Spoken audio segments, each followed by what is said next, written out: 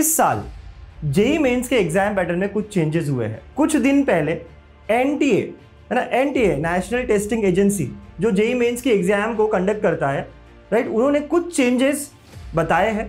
क्या आप वो जानते हैं? पेपर का पैटर्न चेंज हुआ है, तो वो क्या है? अब क्या नेगेटिव मार्किंग रहेगी, नहीं रहेगी? पेपर का लेवल कैसा रहेगा और हमें किस डायरेक्शन में जाना चाहिए? तो ये सारे सवालों के जवाब मैं आज की इस वीडियो में देने वाला हूँ। हेलो बच्चों, वेलकम टू गणित अंक। सारे बच्चे जो इंजीनियरिंग करना चाहते हैं, चाहे वो एमएसटीसीटी दे रहे हो या कोई और स्टेट की अपनी एग्जाम दे रहे हो, वो सब के सब जेई मेंस को अटेम्प्ट देते ही हैं। आई एम श्योर आप लोग भी जेई मेंस अटेम्प्ट करने ही वाले हो। और इस साल जेई मेंस के एग्जाम पैटर्न में कुछ चेंजेस हुए हैं। कुछ दिन पहले एनटीए, क्या होता है सर एनटीए? है ना, एनटीए नेशनल टेस्टिंग एजेंसी जो जेई मेंस के एग्जाम को कंडक्ट करता है, राइट, उन्होंने कुछ चेंजेस बताए हैं। क्या आप वो जानते हैं? वो चेंजेस क्या है मैं आपको आज के इस वीडियो में बताऊंगा। उसके अलावा उस चेंजेस के इफेक्ट क्या होंगे, क्या इंपैक्ट होंगे? हमारा स्टडी कुछ चेंज होना चाहिए, हमारा कुछ तरीका बदलना चाहिए, पेपर का पैटर्न चेंज हुआ है, तो वो क्या है? अब क्या नेगेटिव मार्किंग रहेगी, नहीं रहेगी? राइट, ओवरऑल पेपर का लेवल कैसा रहेगा? कई सारे क्वेश्चंस, और हमें किस डायरेक्शन में जाना चाहिए? तो ये सारे सवालों के जवाब मैं आज की इस वीडियो में देने वाला हूं। तो इसको पूरे आखिर तक पढ़ना, और अगर आपने अभी तक सब्सक्राइब नहीं किया इस चैनल को तो प्लीज सब्सक्राइब करिए, क्योंकि अब एग्जाम्स का मौसम आ गया है। काफी अपडेट, काफी चीजें, स्ट्रैटेजीज, बहुत सारे ट्रिक्स इस चैनल पे आपको मिलने वाले हैं जो आपका मैथ्स का लेवल सुपर डुपर कर देगा। चलिए शुरू करते हैं आज के टॉपिक पे।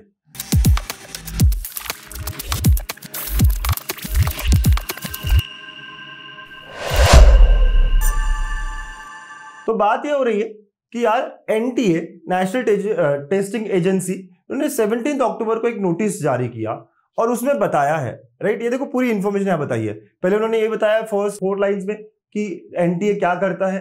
तो दे कंडक्ट जेई मेंस का एग्जाम, जॉइंट एंट्रेंस एग्जाम जो है वो कंडक्ट करती है फ्रॉम 2019 वगैरह वगैरह।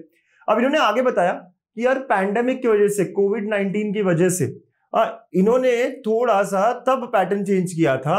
5 out of 10 question section B में आप अटेम्प्ट कर सकते हो, ये पैटर्न था। मतलब कि अगर आपने 2022, 23, 24 का पेपर देखा होगा, अभी जो पिछले जेई मेंस के पेपर है, क्योंकि आप लोग पढ़ाई कर रहे हो तो आपने यही रिसेंट पेपर्स देखे होंगे, तो वहां पर कुछ ऑप्शंस थे जहां पे सेक्शन बी में you were attempting 5 out of 10। ठीक है, ये टेम्पररी मेजर था। ये क्यों किया था? क्योंकि कोविड में बहुत सारे लोग जो है सिलेबस पूरा नहीं कंप्लीट कर पा रहे थे, उथल पुथल हो रही थी, तो उसे मैनेज करने के लिए, उसे अकोमोडेट करने के लिए, स्टूडेंट्स को कंफर्टेबल करने के लिए इस कोविड के पीरियड में इन्होंने ये ऑप्शन दिया था। अब आगे कहते हैं क्योंकि अब वर्ल्ड हेल्थ ऑर्गेनाइजेशन कह रहा है कि कोविड-19 एंड हो गया है, तो हम भी ये स्कीम जो है ऑप्शंस की ये खत्म करते हैं, और अब हम there will be only 5 questions in section B, और सारे के सारे करने पड़ेंगे इस साल के पेपर से, राइट। तो आपको पता है कि यार जैन में अपनी एग्जाम आने वाली है, 2025 का जो जेई मेंस का पेपर है वो आने वाला है।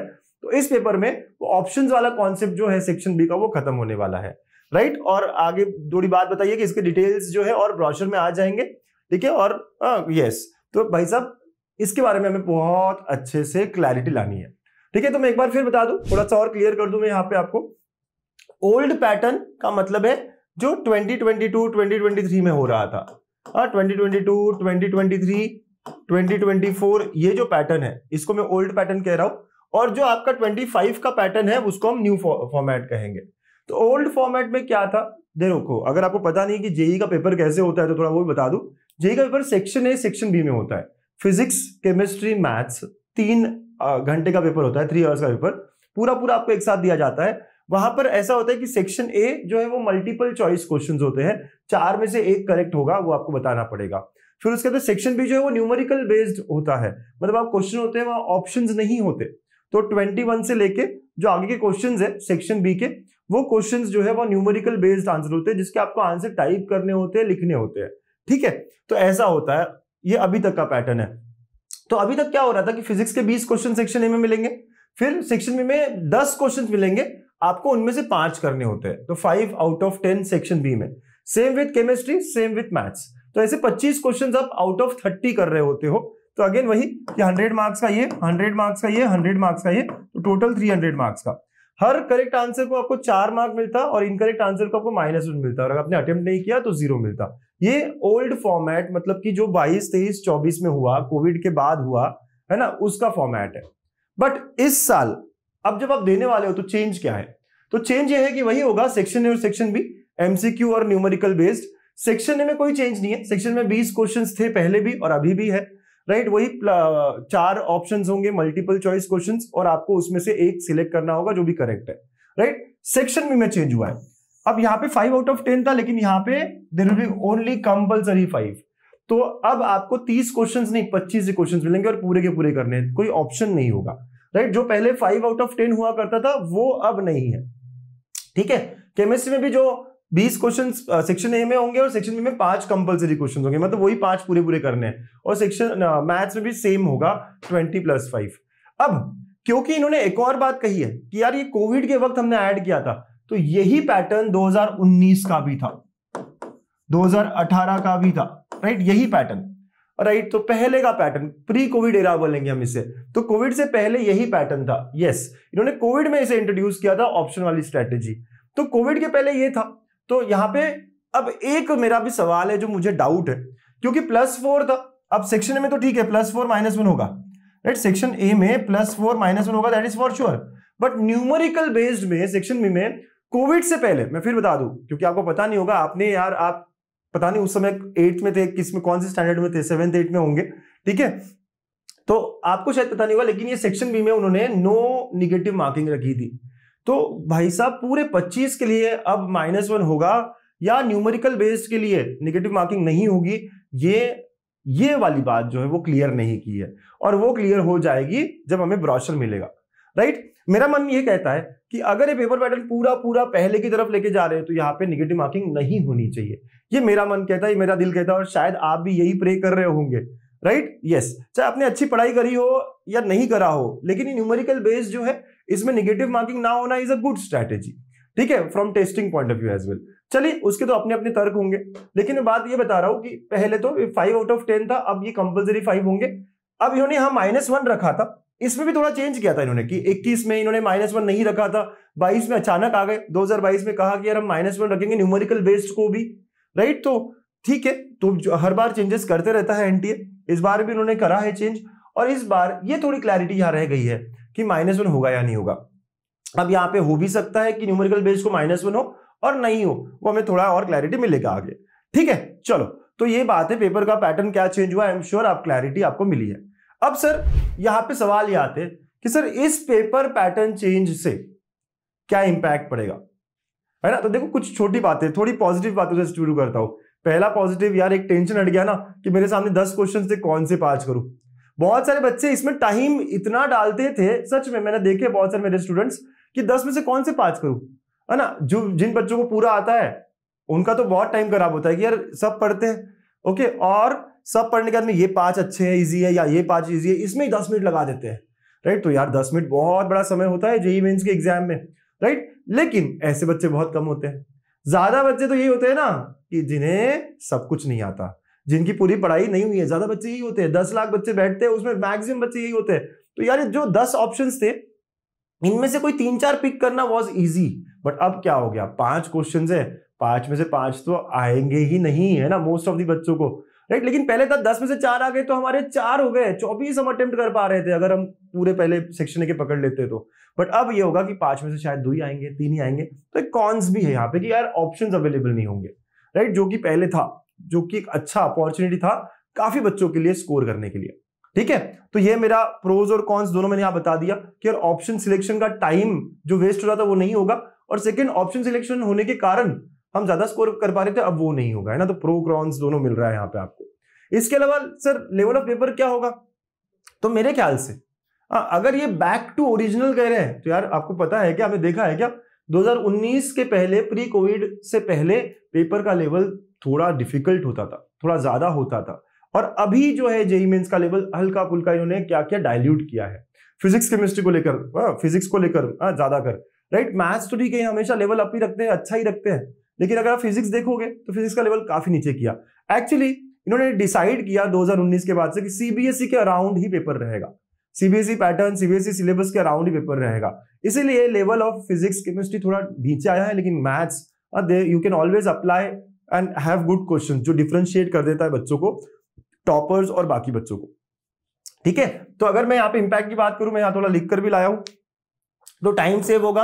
अब क्योंकि कंपलसरी क्वेश्चन होते हैं, सब लोग नहीं कर पाएंगे, तो अब ज्यादा क्वेश्चन अटेम्प्ट नहीं होंगे, तो परसेंटाइल जो है वो कम मार्क्स पे अच्छा मिल जाएगा। आपने देखा लास्ट ईयर भी यार 180, 190, कुछ पेपर में 200, सवा 200 पर भी काफी कम परसेंटाइल आए हैं। तो इस बार क्या होगा, you will get good percentile on lower schools, ये इस पे फर्क पड़ेगा, राइट? यस, डेफिनेटली फर्क पड़ेगा। फिर ऑप्शंस अवेलेबल नहीं है, तो ये थोड़ा सा कॉन्स हो गया यार, सर ऑप्शंस अवेलेबल थे तो ज्यादा क्वेश्चन कर पाता मैं। ठीक है, और अब सारे टॉपिक करने पड़ेंगे। पहले कैसा था कि यार ऑप्शंस में आ जाएगा तो चलो एक दो टॉपिक्स हम स्किप कर रहे थे, एक पैटर्न बन रहा था कि 10 में कौन से क्वेश्चन पूछे जाते, हमेशा स्टैटिस्टिक्स का क्वेश्चन इधर ही आ रहा है, मैं करूं नहीं करूं, है ना? आई हैड एन ऑप्शन कि मैं एक आध टॉपिक छोड़ दूं क्या, राइट? लेकिन अब आपको पूरा पूरा सिलेबस कवर करके जाना पड़ेगा, राइट? और लेवल ऑफ पेपर, तो मैं एक और बात कहता हूँ, लेवल ऑफ पेपर ना मेरे दो थॉट्स है यहाँ पे। जब भी एग्जाम पैटर्न में चेंज होता है तो पेपर हमेशा इजी होता है, राइट? ये टेस्टिंग एजेंसी की साइकोलॉजी होती है कि यार पेपर पैटर्न हमने चेंज कर दिया, बच्चे वैसे ही डरे हुए हैं, चलिए पेपर आसान करते हैं, राइट? तो पेपर का level can be easy due to change in pattern. But अगर ये कह रहे कि यार मैं ओरिजिनल पुराने वाले पैटर्न में जा रहा हूं, तो पुराने वाले में तो पेपर का लेवल थोड़ा सा अप हुआ था ना, तो वहां पे पेपर का लेवल थोड़ा सा हाई या डिफिकल्ट कर सकते हैं। आप लोगों का क्या मानना है, right? There can be two things, due to change in pattern easy, आपको लगता है इजी आएगा, या आपको लगता है नहीं सर डिफिकल्ट ही होगा क्योंकि ये बैक जा रहे हैं, 2019 से पहले जा रहे हैं। आपको क्या मानना है? क्योंकि यार आप बच्चे हो और 10 लाख बच्चे जो कहेंगे शायद भगवान भी वही सुन लेगा, राइट? तो आप मुझे कमेंट करके बताना कि यार इजी होगा या डिफिकल्ट होगा, क्या होगा, है ना? इजी या डिफिकल्ट, वो पक्का कमेंट करके बताना, मैं भी जानना चाहता हूं कि आप लोग क्या सोचते हो। ठीक है, अब जो भी हो फाइनल सजेशंस। सर क्या प्रिपरेशन का चेंज होना चाहिए तरीका, या पेपर पैटर्न का तरीका, अटेम्प्ट करने का तरीका चेंज होना चाहिए? एक बात आप समझो, ये कॉम्पिटिटिव एग्जाम्स है, ये सबके लिए सेम होता है जो भी चेंज होना है, राइट? तो जो भी चेंज है ये सबके लिए है। अगर आप स्ट्रेस में आगे कुछ बच्चे यार चेंज हो गया, अब तो ऑप्शन नहीं, अब क्या करेंगे, कैसे करेंगे, जो इस थॉट से सबसे पहले ओवरकम करेगा, जो इसको पॉजिटिवली सबसे पहले लेगा, वो जीतेगा। क्योंकि ये जो भी हुआ है आपके हाथ में इसमें कुछ नहीं है, राइट? जो एजेंसी ने करा, जो टेस्टिंग एजेंसी उन्होंने करा, वो हमें मानना पड़ेगा। बट इसको लेकर जो पहले रिकवर करेगा, कि कुछ लोग के ना छोटी छोटी बातों का स्ट्रेस ले लेते हैं, अगर आप इस बात का स्ट्रेस ना ले, अगर आप फटाफट रिकवर कर ले, पॉजिटिवली इसको देखें और बहुत सारी प्रैक्टिस इसके अराउंड करें, तो आप क्लियरली विनर होने वाले हो। बट जो इसको लेकर बैठेगा वो बहुत कुछ खो जाएगा। तो बस वही है कि कुछ भी होता है ऐसा अनप्रिडिक्टेबल चेंज, क्योंकि हम प्रिडिक्ट नहीं कर रहे थे कि इसी साल होगा ये, हम सोच रहे थे शायद अगले साल हो, राइट? लेकिन जो भी है, अगर ऐसे चेंजेस आते हैं, कोई भी चेंज आता है, किसी भी एग्जाम में आता है, you have to react it positively, क्योंकि आपको समझना है ये सबके लिए है जो भी हो रहा है। ठीक है, चलो, तो आई एम श्योर आपको क्लैरिटी मिली होगी पेपर पैटर्न में क्या चेंज है और आपको कैसे इसके बारे में हैंडल करना है, सोचना है, राइट? यस और नो? बिल्कुल बिल्कुल। और अगर आप MHT CET भी ट्राई करने वाले हो, क्योंकि बहुत सारे बच्चे MHT CET ट्राई करते हैं, चाहे आप महाराष्ट्र के हो या कहीं और के हो, तो आप गणितांक ऐप पर जीटा बैच भी देख सकते हैं, which is a very good course, जो आपको काफी हेल्प करेगा प्रिपरेशंस में आपके। ठीक है, कोई भी क्वेरी हो, कोई भी क्वेश्चन हो, आप मुझे व्हाट्सएप कर सकते हैं, मैं हमेशा आपको रिप्लाई करूंगा। Stay positive and completely focus करिए अपने पढ़ाई पर। Thank you and take care.